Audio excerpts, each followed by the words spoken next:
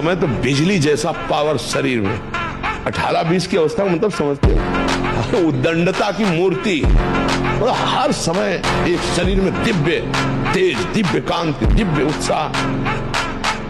अब आजकल के 15-18 वर्ष के ऐसे बच्चे कि अगर 4 सीढ़ी चढ़ के आए तो गांठों में ऐसे आदत।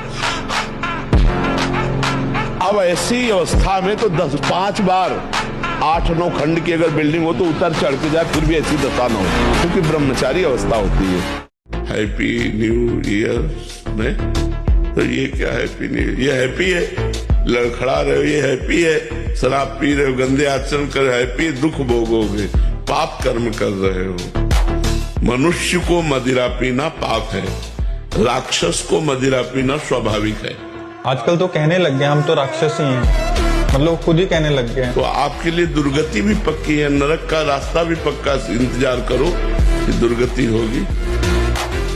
हम किसी से सहायता नहीं मांगते, तो आप देखना स्वयं सहायता चल के आ जाएगी। यार अनंत ब्रह्मांडों का स्वामी ठेका लेता, विश्वास कर लो, सब ठीक हो जाएगा, सब ठीक हो जाएगा।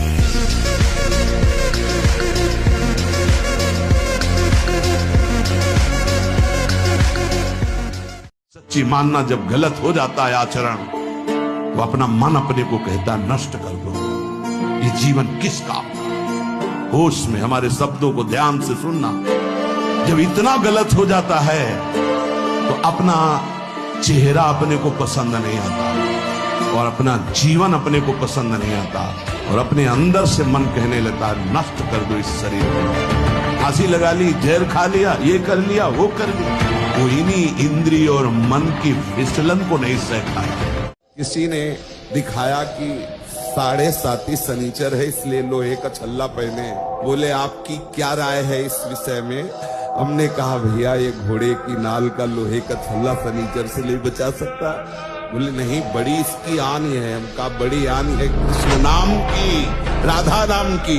और एकदम आवेश आया कि आप जाओ और शनि की आराधना करो और उसका फल मांगो कि प्रेमानंद के बाल को उखाड़ दीजिए।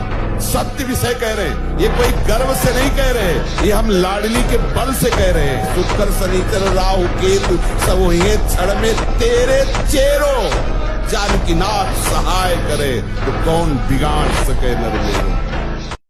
ध्यान दीजिए कितना कलयुग का कृपा प्रसाद है। कलयुग को बहुत बुरा कहा जाता है।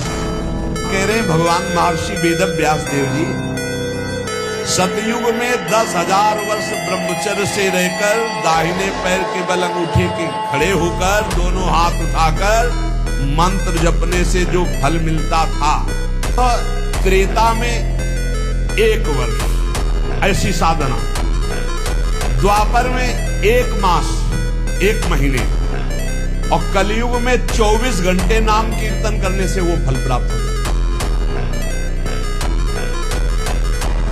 4 बजे से 6 बजे के बीच में यदि नहीं उठता और ब्रह्मचर्य का दावा करता है तो केवल मजाक करता है। सब अनुभूत बातें हैं, कोई खिलवाड़ नहीं। 4 बजे से 6 बजे के बीच में उसकी साधना प्रारंभ नहीं हुई और कह रहा मैं ब्रह्मचारी हूँ, तो नाटक ही बोल रहा है। वो ब्रह्मचारी नहीं है, वो केवल नाटक कर रहा है। ब्रह्म मुहूर्त में तुम सो रहे हो, तुम ब्रह्मचारी हो, तुम साधु हो, तुम साधक हो, तुम साधना कर रहे हो। काय की साधना हो रही, केवल मनोरंजन हो रहा है, बेस की पूजा हो रही। कह रहा कोई ऐसा उपाय बता दो जिससे मतलब अंदर से ही आपसे बात हो जाए। हाँ, राधा नाम जप करो। हमारा नंबर है राधा, हमारा फोन नंबर है राधा। राधा नाम जप करो, हमसे बात कर लो। राधा नाम जप करो, इसी से आपको मानसिकता में संबंध हो जाएगा। मानसिक जब हमसे संबंध हो जाएगा तो आपको उत्तर मिलने लगेगा। जो मेरा नाम जप करता है, मेरी शरण में है, उसका काल भी कुछ नहीं बिगाड़ सकता। ये मेरा व्रत है। बस तुझे एक बात समझनी है, चाहे आकाश टूटकर गिर जाए, चाहे पृथ्वी फट जाए, समस्त ब्रह्मांडों को जल डुबो दे, पर तू डरना नहीं। मेरा नाम जप करना, फिर देखना, तू देखेगा कि मैं तुझे अपनी छाती से लगाए हुए हूं। पक्का बंद रखो अपनी खिड़कियों को, कहीं माया की हवा न घुस जाए। अगर झुक गए तो रौंद दिए जाओगे। एक एक बात अच्छे से समझ लो। मुस्कुरा के, प्रेम व्यवहार दिखा के, अपनापन करके फिर तुमको अधीन किया जाएगा। माया भगवती बहुत बलवती है, ऐसे करके फिर ऐसे प्रहार करती है, क्योंकि साधक बहुत प्रवीण है। ऐसे में अपने को बचा लेगा, लेकिन ऐसे में बचाना बहुत डर जाएगा। दशानन कह रहा है, अरे मुझे क्या भय, तेरी सभा में अगर कोई वीर हो तो मेरा पैर उठा दे, मैं राम जी का एक छोटा सा सेवक हूं। तू मेरे प्रभु को बार बार मनुष्य कह रहा है, मैं जिनका सेवक हूं। तेरी सभा में तू जो अपने सभा बलों के बल पर बलवान होकर कहता है कि ये सब आहार है, तो मैं उनका एक छोटा सा दूत हूं। अगर कोई मेरा पैर उठा दे तो जानकी जी को राम जी हार जाएंगे, वापस चले जाएंगे। राम प्रताप सुमिरपन रूपा। सभा में पैर हाहाकार मच गया।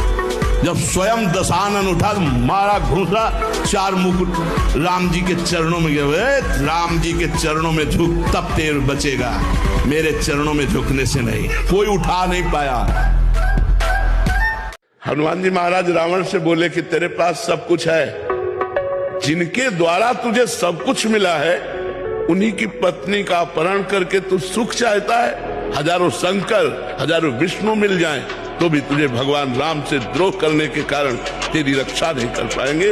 बंदर उसकी खोपड़ी पे पैर मारते हैं। ये हाल देखकर मंदोदरी कहती है, जिस समय तू चलता था मैंने देखा है, दिशाओं के दिग्गज कांपते थे। आज वही रावण तेरी खोपड़ियों को बंदर लात मार रहे हैं। ये हालत भगवान से विमुख होने के कारण हुई। विश्वास कर लो यार, तो बेड़ा पार हो जाएगा। कोई भी हो, विश्वास कर लो हमारे भगवान पर, हमारे कृष्ण पर, राम पर विश्वास कर लो और नाम जप करो और धर्म से चलो। आज दुख है, कल नहीं रहेगा, बिल्कुल नहीं रहेगा। महा आनंद में रहोगे, पक्का समझो। हम किसी से सहायता नहीं मांगते, तो आप देखना स्वयं सहायता चल के आ जाएगी। यार अनंत ब्रह्मांडों का स्वामी ठेका लेता, विश्वास कर लो, सब ठीक हो जाएगा, सब ठीक हो जाएगा।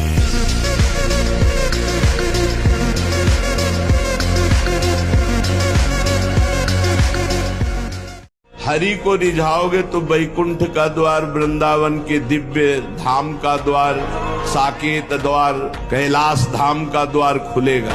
और जगत के शरीरधारी को रिझाओगे तो आखिरी द्वार वही है मलमूत्र का, और कुछ नहीं। हम वहीं से पैदा हुए हैं और वहीं की आसक्ति से फिर दुर्गति को प्राप्त हो। बस जनेन्द्रीय और रसेंद्रीय के भोगों में पूरा दिव्य मानव जीवन बर्बाद। हम वासना है ना, ये छोटी।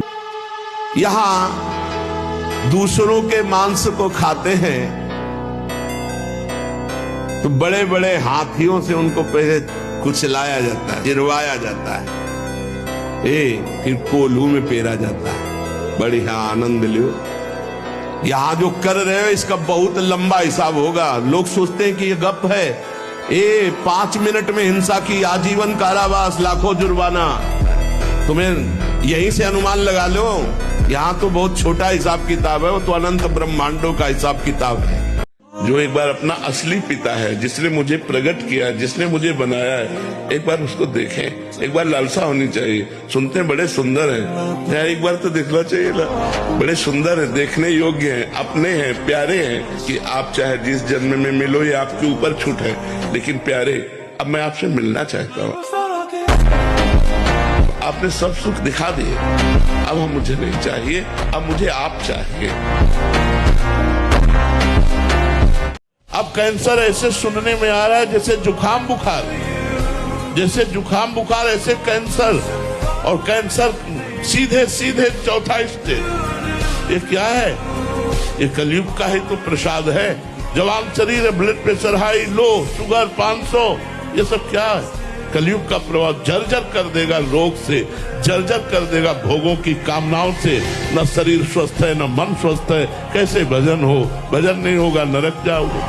कलयुग का प्रभाव तभी रुक सकता है जब संत है, भगवत कथा है, भगवान नाम कीर्तन है, भगवान नाम है। और जहां ये जितना गुप्त होता जाएगा, लुप्त होता जाएगा, उतने कलयुग का प्रभाव बढ़ता चला जाएगा।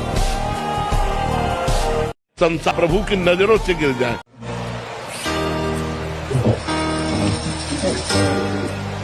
ओम सहस्र शीर्षा पुरुषः सहस्राक्षः सहस्रपाः सहस्रपाशांगुलम पूर्वये वेदं। ब्रह्मचर्य को महान आशीर्वाद है भगवान का। आपसे कोई और साधन न बनता हो, यदि ब्रह्मचर्य है एक अपार शीतलता, कोई भी रोग तुम्हें परास्त नहीं कर सकता। सच्ची एक नवीन उत्साह, बुखार है, किडनी फेल है, दर्द है, एक नवीन उत्साह, एक नवीन बल। तपस्या में इतनी सामर्थ्य है कि ना चाहते हुए भी ईश्वर को देना पड़ेगा, ईश्वर को देना पड़ेगा।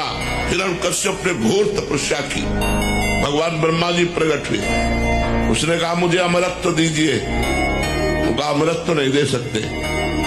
बोले मुझे चाहिए, बोले अमरत्व नहीं दे सकते तुम्हें। तो बोले फिर ये वरदान दो, मैं दिन में न मरूं, रात में न मरूं, मैं तुम्हारी बनाई हुई सृष्टि की किसी व्यक्ति, वस्तु, अस्त्र शस्त्र किसी से न मरूं, बाहर न मरूं, भीतर न मरूं, ऊपर न मरूं, नीचे न मरूं। उसको जितना समझ में आया सब मांग लिया, अमरत्व की परिभाषा केवल बदल दी। ब्रह्मा जी को देना पड़ा तथास्तु। क्यों देना पड़ा? क्योंकि उसके पास तप है। अब उसने जो आतंक मचाया, भगवान ने ऐसा रूप धारण किया, न नर न सिंह, नरसिंह, न दिन न रात संध्या, न बाहर न भीतर, डेहरी में फाड़ के टेक दिया। तो तप में इतनी बड़ी ताकत है कि ना चाहते हुए भी भगवान को देना पड़ेगा। तो बोले भगवान कितने में मिलते हैं?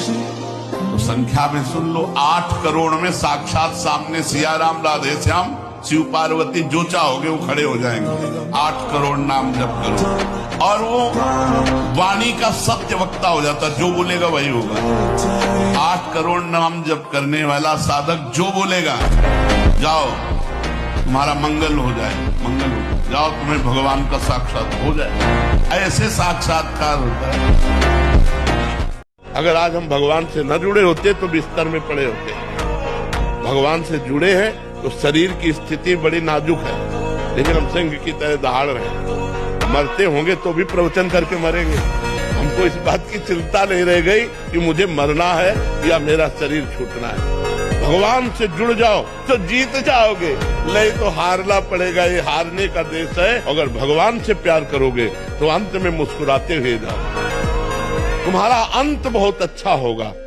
जिसकी जिह्वा पे नाम है, वृंदावन की भूमि से बैठ के कह रहा हूं, भगवान की भी ताकत नहीं कि उसका मंगल कर सके। जैसे सूर्य की ताकत नहीं कि अंधकार दिखा सके, क्योंकि जहां सूर्य वहां अंधकार नहीं। ऐसे जहां भगवान का नाम है तो भगवान भी अमंगल नहीं कर सकते। इतने शास्त्रों में उदाहरण बड़े पड़े हैं और सबसे बड़ा उदाहरण हम और हमारी छाती है। हम किसी के सपोर्ट से नहीं चल रहे, किसी के हम सिखाए या पढ़ाए नहीं चल रहे, नाम भगवान के सपोर्ट से चल रहे हैं। नाम की गर्जना से जी रहे हैं, नाम की गर्जना से दहाड़ रहे हैं। नाम ही हमारा जीवन है। सामने आके बात करे जिसको लगता हो नाम में कितनी ताकत है। अगर इस जन्म में 10 मिनट भी मन लगने लगा है तो आपने बहुत बड़ी मंजिल हासिल कर ली। 10 मिनट आप ये समझो, अनंत जन्मों का विषयाभ्यासी मन 10 मिनट लगने लगा तो बहुत बड़ी बात। और कहीं घंटे, 2 घंटे, 4 घंटे तक तो काफी मंजिल चढ़ चुके हो। शांत रहो, अभी आगे पता चल जाएगा। ठीक है, अविश्वास तो बिल्कुल नहीं हो, बिल्कुल नहीं। हम गिरे पड़े फिर भी अविश्वास नहीं करेंगे। हमारी फिसलन है नाम महिमा पर नहीं। नाम ही तो हमारा जीवन है, नाम ही तो सर्वस्व है। नाम नामी को अधीन कर लेता है, फिर उसकी ताकत पर क्या हम संशय करें। ये जो शुक्रपात, वीरपात, वीर स्खलन, स्वप्न दोष जिसे कहा जाता है, ये दैहिकी वीरपात और व्याधिकी वीरपात। दैहिकी वीरपात जो स्वाभाविक हो जाता है उसमें बिल्कुल आपकी हानि नहीं, कोई दोष नहीं। और जो ये व्याधिकी वीरपात है ये बहुत हानिकारक है, ये आपके जीवन शक्ति को नष्ट कर देने वाला है, इसलिए इससे सावधान रहें। महाराज जी, जो चीज पसंद हो और वो भाग्य में ना हो तो वो कैसे मिलेगी? भाग्य का परिवर्तन कर सकता हूँ? हाँ, कर सकते हैं, वो चीज मिल जाएगी। अभी आप व्रत उपवास करते हुए नाम जप करें और जो चाहे वो कर सकते हैं, जो चाहे कर सकते हैं। ब्रह्मा का पद प्राप्त कर सकते हैं, भगवान को प्राप्त कर सकते हैं, तो और क्या रह गया? संसार के छोटे मोटे पद वस्तु की तो बात जाने दो।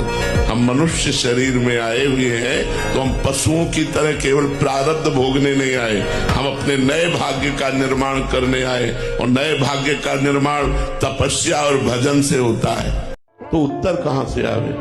प्रश्न ही नहीं है ना। अब हमें कुछ पाना नहीं है और कुछ जानना नहीं है। साध्यम लाभा साधनम यस्य राधा।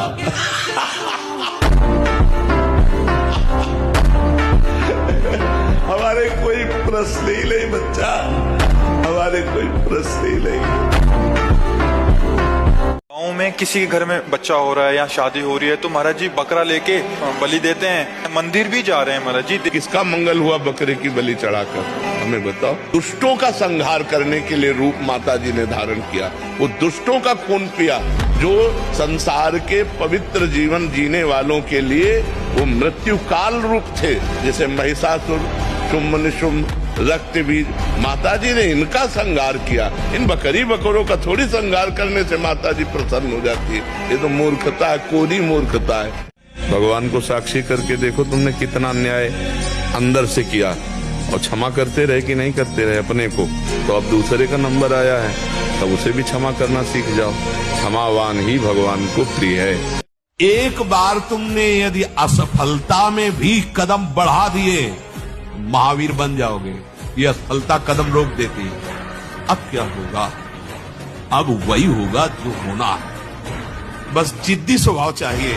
6 घंटे पद्मासनों पर बैठे, हिल बिना हिले डुले, भीषण कष्ट हुआ पर उसे सही शांत। तो सुषुम्ना नाड़ी खुली, वीर ऊर्ध्वगामी।